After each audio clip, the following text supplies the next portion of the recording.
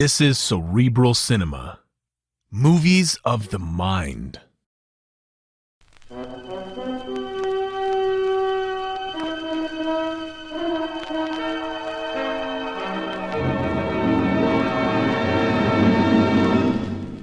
I have been here. The Grey Goose, Adventures of a Modern Robin Hood.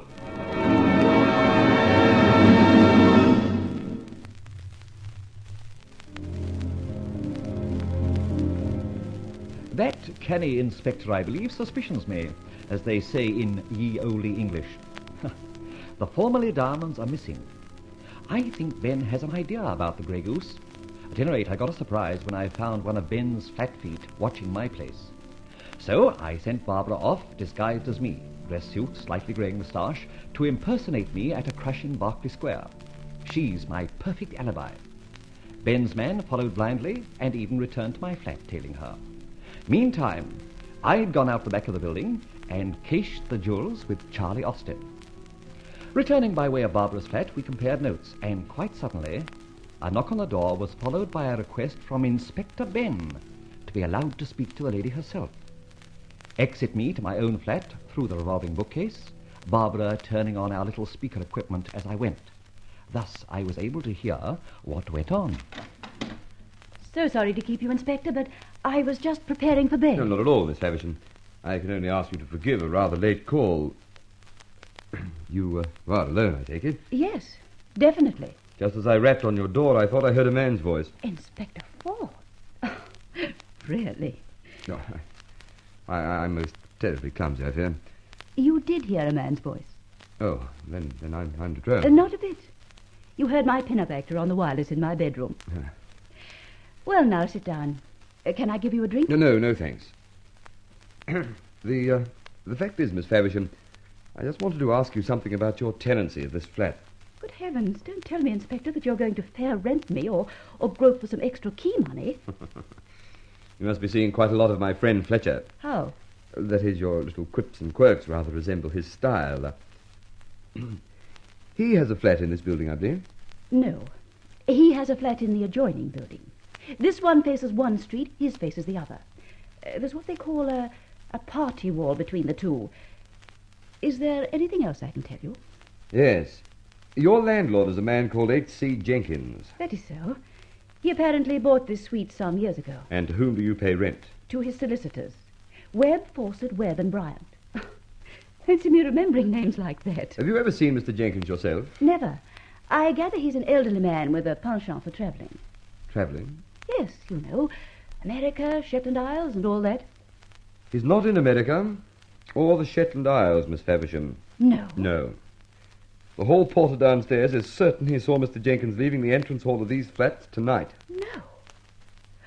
Oh, wouldn't it be dreadful if he's come back from Manitoba or Siam or some such place and wants his flat back? Very awkward indeed, Miss Favisham. Well, thank you very much. I won't keep you any longer. I think I'll pop in and see Fletcher on the way home. Is he in? I couldn't tell you that. Oh, hasn't rung you? Why should he? Sorry. Well, I suppose I'll have to go round to get to his place. Yes. Take the lift down to the ground floor of this building, turn left, then down a narrow court. Turn left again into Mr. Fletcher's street, then it's the first big entrance on your left. Go up in the lift to the second floor.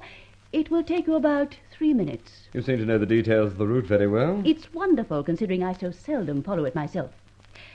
And, Inspector, I don't think I like that last crack. Good night. Impudence. What? Still there, Inspector? Can't you find the lift? It's just there. My shoelace came undone. Oh, there's more light at the end of the passage. Mind you don't trip. Yes. Rory. Yes? He's coming round. Better get into your dress togs, but leave coat and vest off as I did when I was doing my act in your rooms. Have done. All right, I'm reversing the speaker set. Keep your ears open. Right, but be careful. By the way, who is Mr. Jenkins? Tell you later. You've met him but half an hour ago. You? Yes, I.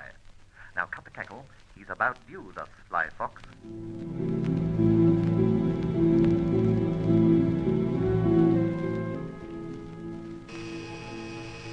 Aha, he's in the passage. You in, Fletcher? Yes, coming. Who is it? Ben Ford. Welcome, my dear sleuth. Or are you? Eh? How do you mean? Well, if you've come for a drink and a smoke and a chat, you're welcome. But if you've come to search me for somebody's silver plate, go away. I haven't got it. Well, that relieves my mind considerably. Now, before I have the drink, a question or so. Oh, I'm going to be a quiz kid, am I? I warn you, I don't know a quadratic equation from a lunar eclipse. However, far away. Where did you go tonight? Answer that one yourself, Ben. Or ask the other quiz kid. That flatfoot you planted opposite my front door. Eh? I assure you, He's Fletcher... already told you I've been to a crush in Berkeley Square. Stayed 15 or 20 minutes, came back here, took my coat and vest off, smoked a cigar at my window, and so on. He followed me there and followed me back here. And why? It's my turn to ask you now. Why? Oh, matter of form, entirely. Matter of bad form, I think. Hold your horses, Fletcher. There's been a little over-enthusiasm, which you'll have to forgive. Well, explain why. Yes, well, I will. Recently, as you know, I've been rung up by a character with an aging voice claiming to be the Grey Goose.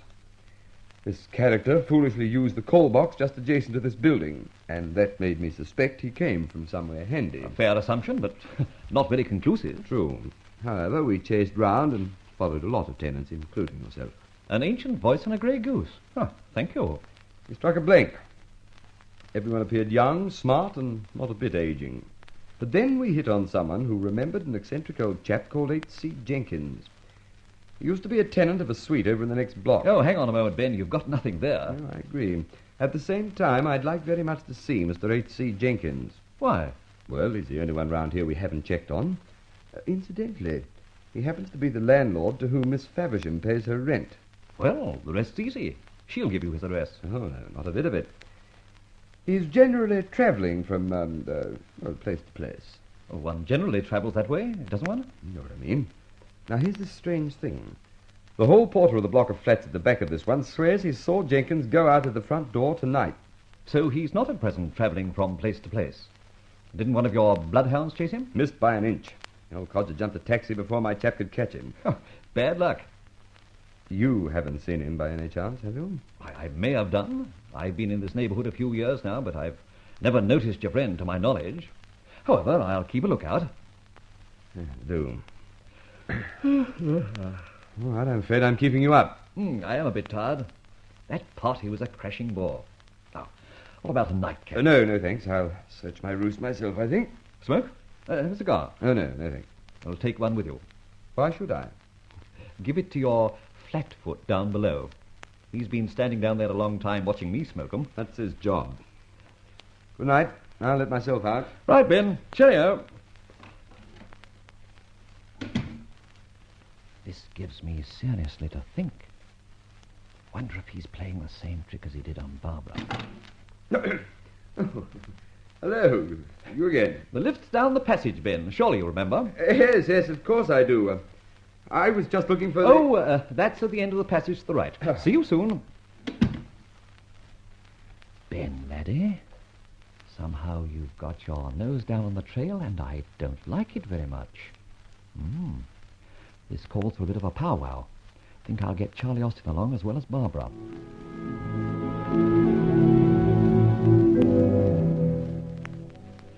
Well, you've heard everything, Barbara.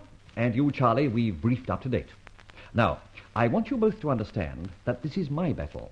And if the worst comes to the worst, you both keep clear and let me do the wriggling. Not on your life, Mr. Hex. We'll circum this here Ben bloke. But what I can't understand is this here Jenkins angle. You came down to my place tonight dressed as Jenkins. But what about Jenkins himself? Isn't he likely to bob up and queer the pitch proper? Charlie, my boy, you certainly haven't got it. There never was a Mr. H.C. Jenkins.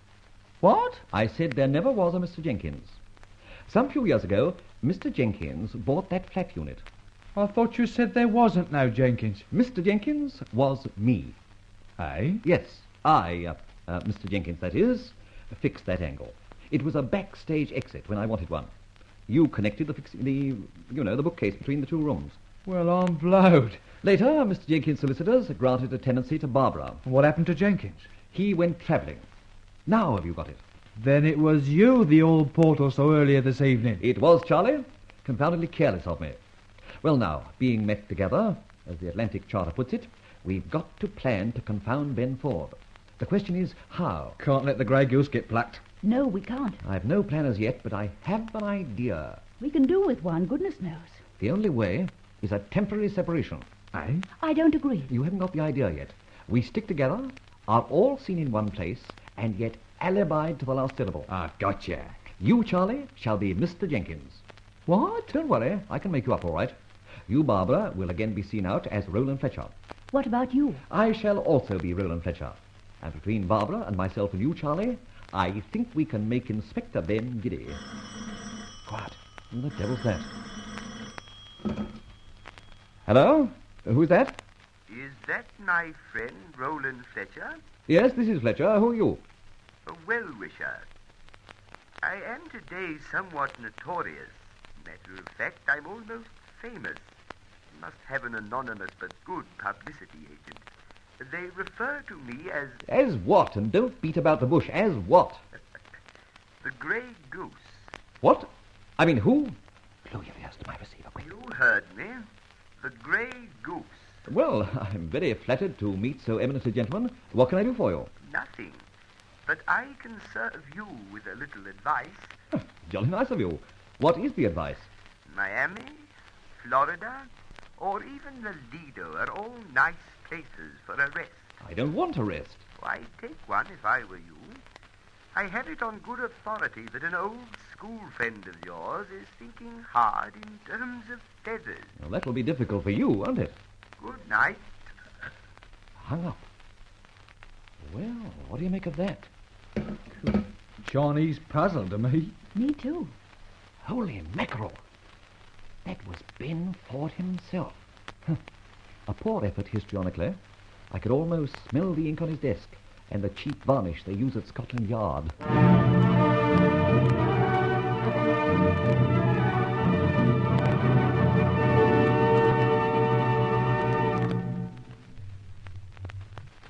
Fletcher is used to dishing out surprises himself, but to have one thrown at him like this leaves him nonplussed.